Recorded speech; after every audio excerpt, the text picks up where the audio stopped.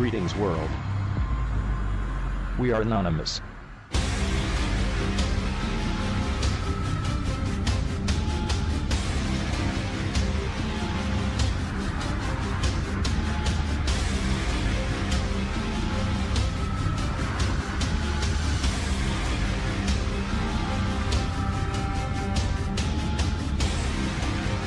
The only way to handle danger is to face it. If you start getting frightened of it, then you make it worse. Because you project onto it all kinds of bogies and threats which don't exist in it at all. Whenever you meet a ghost, don't run away. Because the ghost will capture the substance of your fear and materialize itself out of your own substance. And will kill you eventually. Because it will take over all your own vitality. So then, whenever confronted with a ghost, walk straight into it, and it will disappear.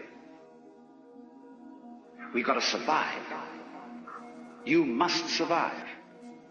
That's the great thing we're all working under, and pounding it out day after day in anxiety. Because this is a description of anxiety. Anxiety is the fear that one of a pair of opposites might cancel the other. Forever. And if by any chance, by any means, you find out that that is not so, you have an entirely new attitude to what human beings are doing, which may be very creative, but which also may be very dangerous. You see through the game. You are only just kidding that you're just poor little me. See, the function of a guru, that is to say a spiritual teacher in India, is to give you a funny look in the eye. Because you come to him and say, Mr. Guru, I have problems. I suffer, and it's a mess, and I can't control my mind, and I'm miserable and depressed, and so on. And he gives you a funny look. And you feel a bit nervous about the way he looks at you. Because he's reading your thoughts. And this man is a great magician. He can read everything that's in you. He knows right down into your unconscious, and you know all the dreadful things you've thought, and all the awful desires you have, and you are rather embarrassed that this man looks right through you and sees them all. But that's not what he's looking at. He's giving you a funny look for quite another reason altogether. Because he sees in you the Brahman, the Godhead, just claiming it's poor little me. That's why he gives you a funny look. And why he seems to see right through you. As if to say, Shiva, old boy, don't kid me. I know who you are. But you're coming on beautifully in this act. That you're somebody else altogether. And I congratulate you. You're doing a wonderful job. Playing this part, which you call the person, my person. So, it's all very well. Anybody can have ecstasy. Anybody, as a matter of fact, can become aware that he is one with the eternal ground of the universe. But since that's what you are anyway, I'm going to ask, so what? When a hero goes on an adventure, and he leaves his people, and is going to a strange land, he can go away and just hide himself round the corner in an obscure house, and then appear a year later and say, I've been on a heroic journey, and tell all sorts of tales. And they say, prove it. Because they expect him to bring back something which nobody has seen before. Then they believe you've been on a journey. So in the same way exactly, anybody who goes on a spiritual journey must bring something back. Because if you just say, oh man, it was a gas. Anyone can say that. Now this is why in the doctrines of Buddhism there is a differentiation between two kinds of enlightened beings. They are both forms of Buddha, which is to say the word Buddha means somebody who has awakened, who has discovered the secret behind all this. In other words, all this thing we call life with its frantic concerns is a big act, which you, in your unconscious depths, are deliberately setting up. So you can do one of two things when you discover this. You can become what's called a pratyeka Buddha. That means a private Buddha who doesn't tell anything. Or you can become a bodhisattva. Pratyeka Buddha goes off into his ecstasy and never is seen again. Bodhisattva is one who comes back and appears in the everyday world and plays the game of the everyday world by the rules of the everyday world. But he brings with him upaya. He brings with him some way of showing that he's been on the journey, that he's come back, and he's going to let you in on the secret too. If you will play it cool and also come back to join in the everyday life of everyday people. The first thing then is to discover what indeed you do love, if anything, and you will find there is something. And then go into the nature of that. Now it's said that selfish people love themselves is something which you thought was other than yourself.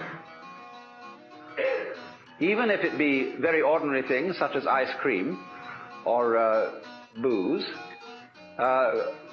in the conventional sense, booze is not you, nor is ice cream. It turns into you in a manner of speaking when you consume it, but then you don't have it anymore. And so you look around for more in order to love it once again. But so long as you love it, you see, it's never you. When you love people, even however selfishly you love them, because of the pleasant sensations they give to you, still, it is somebody else that you love. And as you inquire into this, as you follow honestly your own selfishness, many interesting transformations begin to come about in you. One of the most interesting transformations of being directly and honestly selfish, in the same way that, for example, cats are, is that you stop deceiving people. If what you define as you is inseparable from everything which you define as not you, just as front is inseparable from back, then you realize that deep down between self and other there is some sort of conspiracy. If these things always occur in combination and look very different from each other and feel quite different, nevertheless the feeling of difference between them allows each one to exist. And so underneath the opposition or the polarity between self and other, or between any other pair of opposites you can think of, there is something in common, as there is, for example, between figure and background. You can't see a figure without a background. You can't have an organism without an environment.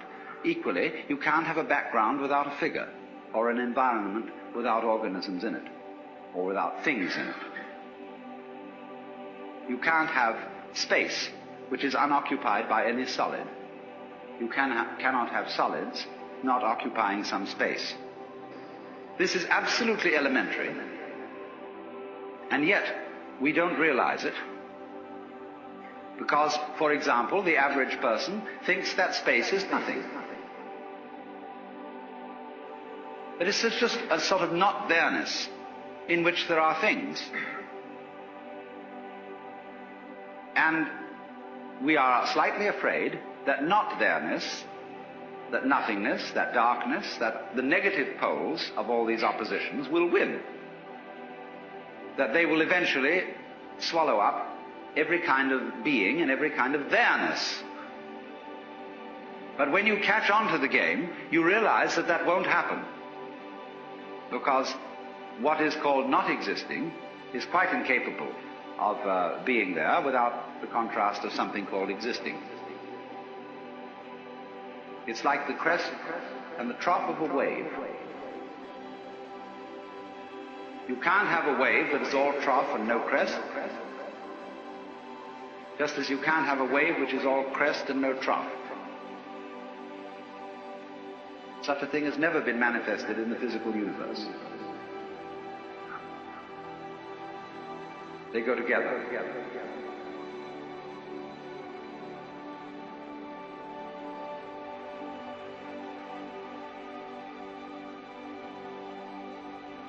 And that is the secret.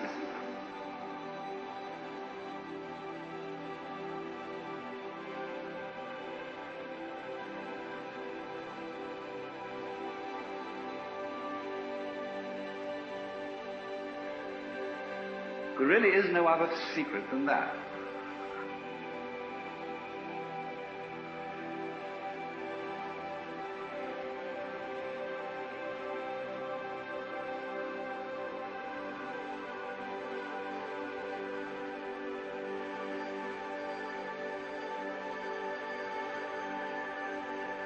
That is the secret.